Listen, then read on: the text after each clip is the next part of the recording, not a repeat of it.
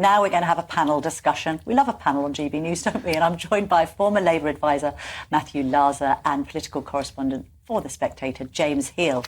Hello, chaps. Good morning. You recovered? Just about. Today's the first day of feeling human. I know. You were saying you didn't expect on Thursday night to be in what seemed to be a former strip club with Darren Grimes. It was absolutely with our wonderful viewers, which we loved, which were fantastic. But I'm slightly worried that they kept saying, "Oh, you're our favourite lefty, and you're the acceptable face of socialism." That's great, so, though, isn't it? Absolutely. So it was quite a lovely night. Unacceptable face of socialism. Exactly. We just don't tell some of the comrades. No, that's right. And James, where were you on the night? You're watching it from the Spectator office, I guess. A bit of it, and also a few parties. I went to the Carlton for a bit, so there was you went to the Carlton to get you, honestly. You're such a blue. Right.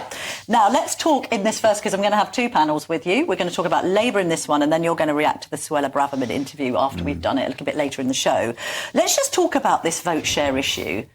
I mean, the idea that Starmer is in government with this massive majority, a bigger majority than probably he could have imagined, although less than the pollsters had predicted at one stage, where they were putting the Tories down to sort of like complete Armageddon.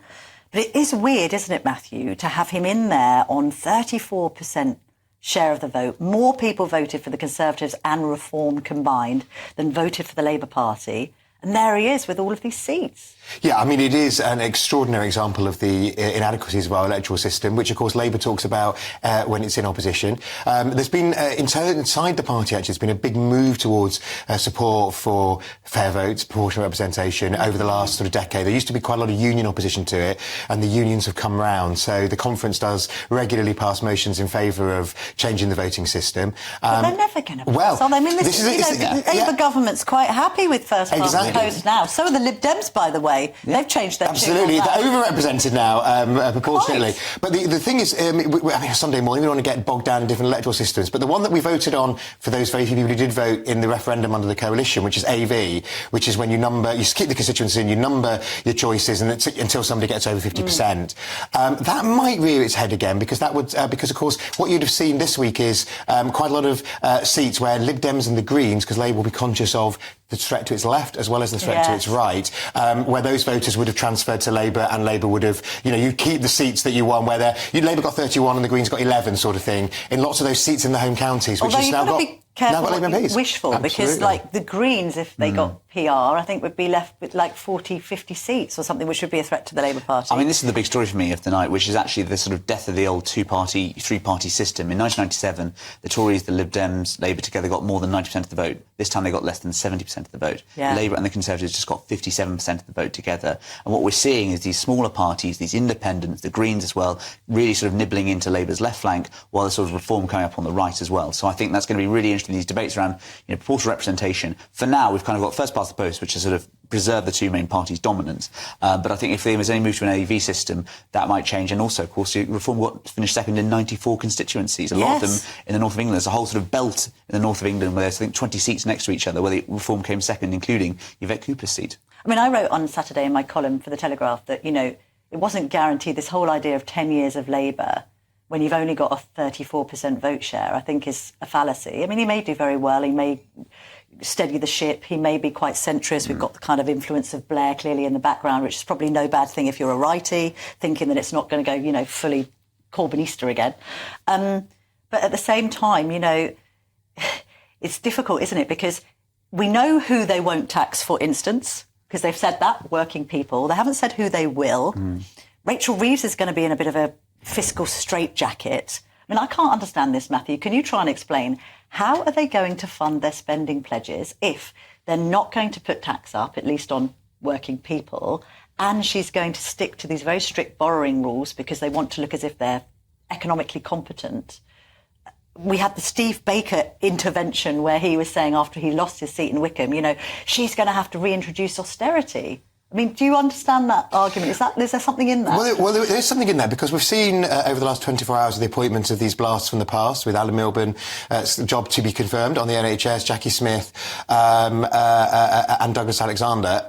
Of course, they lived through in 97 when Labour did stick to the Tory spending plans in 97. Yeah. So you had this kind of weird 18 months, which was fine, and I'm old enough to remember it was fine in 97, because there was so much kind of joy around the fact that the government wasn't suddenly transforming the health service. service, they got away with it. And then it was only after the 2 years of the Tory spending plans that they started to pour money into the NHS. They did actually, you know, stealth taxes was the phrase of the time. They kept income tax where it was, but they did other taxes, which again we might see over time. So I think actually that's why Keir was emphasising at the press conference yesterday, it takes time to turn public services around, not least because they're not going to have the money to spend on it for those first couple of years. What they will do is the specific promises. VAT on school fees will happen, probably phased in, controversial, but it will happen. The non-DOMs thing, that will fund the specific pledges. But let's face it, the kind of, you know, they were pretty small beer, you know, in terms of the extra appointments available in the NHS and the extra teachers in state schools. If you're going to transform public services, that's going to have to wait to the second half of the term. James, I mean, what are Spectator readers thinking about all this? Are they very suspicious that actually in a few months' time they're going to find their council tax has gone up, their gardens are being taxed in a kind of Welsh Labour style, it's tax on wealth? I mean, they're just waiting for a bombshell. I think sort of raising a lot of taxes everywhere, sort of small sums that add up to a much bigger sum. I think the interesting thing, of course, is Labour's response the next couple of weeks ahead of that first budget, you know, the plans for that. Are they going to kind of pin it all on the Tories? Are they going to say, actually, we've looked at the books, we need to actually increase taxes higher than we thought on this different areas, more assets? I think that's the assets thing is the real interesting thing. Obviously, they can't really raise income tax when it's at a sort of 75-year high of the tax burden overall. But I think there's a lot of sort of scepticism and suspicion. And I just say on the 2019 election, there was the pollster James Canagasorian who came up with the phrase the red wall, which defined that. He's also this time come up with the phrase the Sandcastle success. You know, basically Keir Starmer's success is built on a castle of sand. Yes. It could easily wash away with these tides. Yes. And one of the ways I think that could happen is if the economy doesn't grow like Labour says it will. They keep talking about growth, but growth takes time. And you can kind of see a mid-term blues affecting this Labour Party within sort of 2-3 years' time. Can we talk about accountability as well? I mean, it's quite interesting that some of the dialogue on the largely left-leaning Twitter and social media is like, oh, well, you know, the right are finished and you've got nothing more to say and all the rest of it. So I thought, what are you talking about? It's actually now these sort of left-wing commentators that don't have much more to say because they spent the last 14 years attacking the Tories. It's like, where are you going to pivot to now? I've already seen some quite extraordinary examples of sort of like slavish devotion to the Labour cause from a few commentators.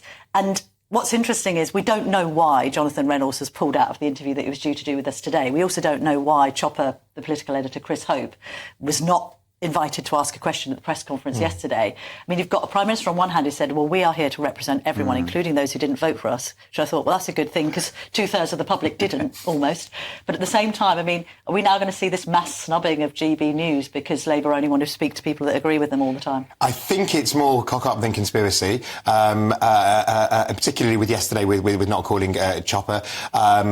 Maybe Johnny didn't feel he wanted to get the Tommy scrutiny this morning, but I'm going to tell him he needs to. I'm afraid I will hold everyone accountable, absolutely, regardless quite of which right. party they belong to. That's always been the shtick of this show. But I think you've got an issue in terms of the sort of Labour internal Labour politics now. For the first time, you've got Labour MPs in seats like Ashford, in Kent, you know, all these home county seats, which have very different take. We'll be more worried about capital gains tax than traditional Labour seats. James. I also think that the danger is that Labour and the Labour commentariat think that the Tories are evil and it was all because of the Tories. Good intentions and a few more resources can't solve some of these structural issues, and it's a mistake to think just because you get a Tory government out and put Labour on, automatically things are going to become better overnight. I think that's the single biggest mistake Labour can make going into these things. It'll take some time, but you know, just simply being not the Tories is not going to be enough, and the commentariat around them needs to reflect that. Also, I think one of the phrases, I mean, we remember Gordon Brown talking about the global financial crisis being a problem for him. I think we're going to hear that phrase, we've inherited a terrible legacy, quite a lot. You know, we can't do what we want to do because of the legacy that we have inherited,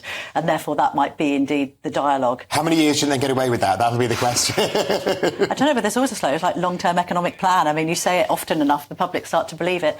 We'll have to leave it there, chaps, but you are coming back. So we can cover the Tory side of things in just a moment. So they'll be back.